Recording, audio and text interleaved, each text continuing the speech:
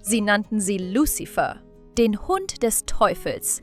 Eine 68 Kilogramm schwere schwarze deutsche Dogge mit Augen so dunkel, dass sie durch deine Seele schauen konnten.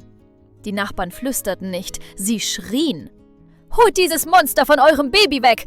Dieser Hund ist nach dem Teufel benannt! Sie ist gefährlich! Etwas Schreckliches wird passieren!« Aber um 2:47 Uhr morgens in einer eiskalten Oktobernacht, als Julia und Stefan Becker ihre 2 Jahre alte Tochter Sophie weinen hörten, rannten sie in ihr Zimmer und fanden etwas, das ihre Herzen zum Stillstand brachte.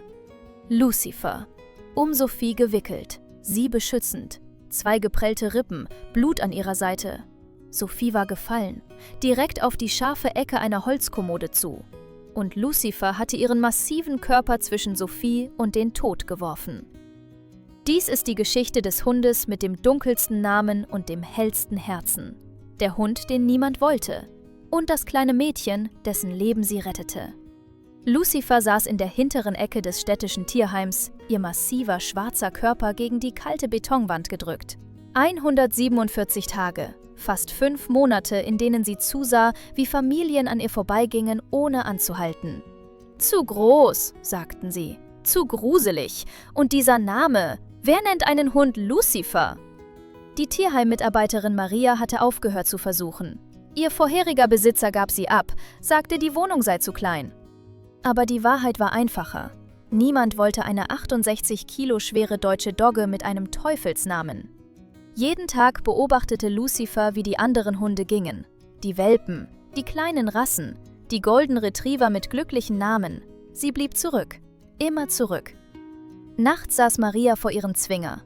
»Es tut mir leid, Mädchen, ich glaube nicht, dass jemand für dich kommt.« Lucifer würde ihren riesigen Kopf auf ihre Pfoten legen, nicht schlafen, nur auf einen Tag warten, der nie kommen würde. Aber eines Samstagmorgens änderte sich alles. Julia Becker ging ins Tierheim und hielt die Hand ihres Mannes Stefan. »Wir schauen uns nur um«, sagte sie zu ihm. Aber die 2-jährige Sophie hatte andere Pläne.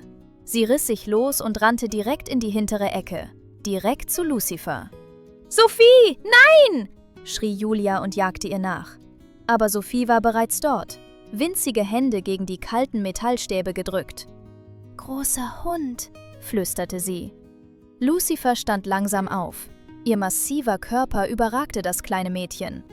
Julia griff nach Sophie, bereit, sie zurückzuziehen. Aber dann tat Lucifer etwas, das niemand erwartet hatte. Sie legte sich hin, kam auf Sophies Höhe herunter, drückte ihre riesige schwarze Nase gegen die Stäbe. Sie bewegten sich nicht, sprachen nicht, sahen sich nur in perfekter Stille an. Und dann lächelte Sophie.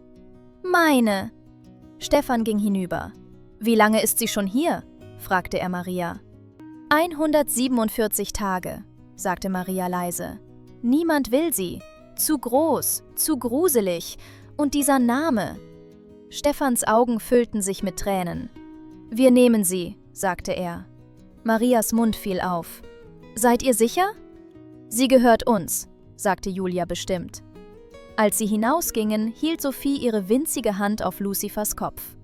Und zum ersten Mal in 147 Tagen rollte eine einzelne Träne über Lucifers Gesicht.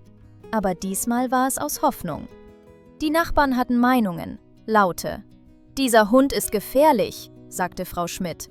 »Haltet euer Kind von ihr fern.« »Sie ist nach dem Teufel benannt«, fügte Herr Müller hinzu. Julia hörte jedes Wort. Spät in der Nacht fragte sie sich, ob sie recht hatten. Aber Lucifer war zu Hause anders. Sanft, wachsam, beschützend. Jede Nacht schlief Lucifer vor Sophies Tür, nicht in ihrem Hundekorb, genau dort, wie ein Soldat auf Wache. Tagsüber folgte sie Sophie überall hin, positionierte sich zwischen Sophie und Türen, Treppen, scharfen Ecken. Wenn Sophie in ihrem Hochstuhl aß, saß Lucifer neben ihr, beobachtend, wartend. Dann kam der erste Test. Sophie spielte im Wohnzimmer. Sie stand auf, wackelte, verlor das Gleichgewicht, steuerte direkt auf die scharfe Kante des Couchtisches zu. Julia schrie, aber Lucifer bewegte sich schneller. In einer fließenden Bewegung schob sie ihren massiven Körper hinter Sophie und dämpfte den Sturz. Sophie landete auf weichem schwarzen Fell statt auf hartem Holz. Julia rannte hinüber, hob Sophie hoch, überprüfte auf Verletzungen. Nichts, kein Kratzer. Sie sah Lucifer an. Lucifer sah zurück, Schwanz langsam wedelnd. Julia kniete nieder und schlang ihre Arme um Lucifers Hals. »Danke«, flüsterte sie.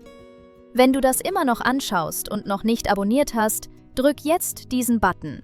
Denn was als nächstes passiert, wird alles verändern.« Der Morgen wurde zur Routine. Sophie würde aufwachen, Lucifer wartend finden.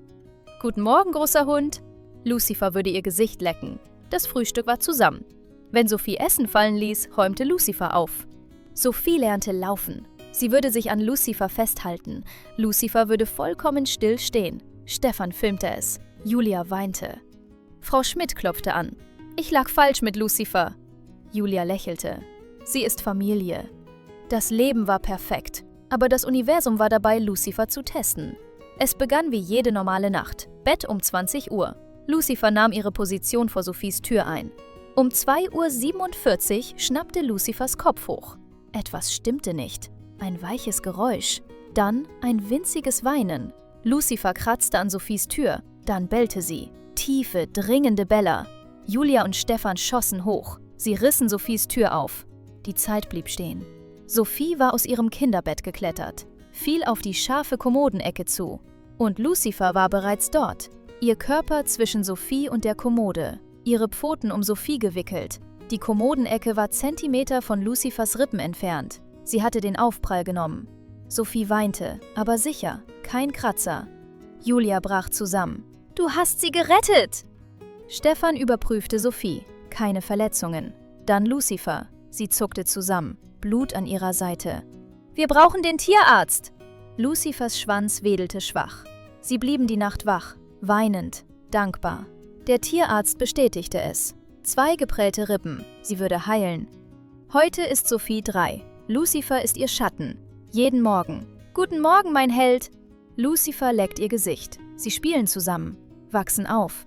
Lucifer ist älter, graue Haare, langsamer. Aber die Liebe hat sich nicht verändert. Im Kindergarten zeichnete Sophie ein Bild. Ein Mädchen und ein schwarzer Hund. Sie schrieb, »Mein Winkel«. Die Lehrerin korrigierte sie. »Es wird Engel geschrieben.« Sophie schüttelte den Kopf. »Nein, sie beschützt mich aus allen Winkeln.« Julia weinte, weil Sophie verstand. Die Nachbarn nennen Lucifer bemerkenswert, nicht gefährlich. Die Familie nennt sie ein Wunder. Die einschüchternsten Kreaturen haben die weichsten Herzen. Lucifer war nie gefährlich. Sie wartete nur auf jemanden, der mutig genug war. Und als Sophie ihre Hände gegen diese Metallstäbe drückte, fand Lucifer, worauf sie gewartet hatte. Ein Zuhause, einen Zweck, eine Familie. In Sophies Worten, »Sie ist nicht gruselig, sie ist meine.« Sollen wir Hunde nach ihren Namen beurteilen oder nach ihren Herzen?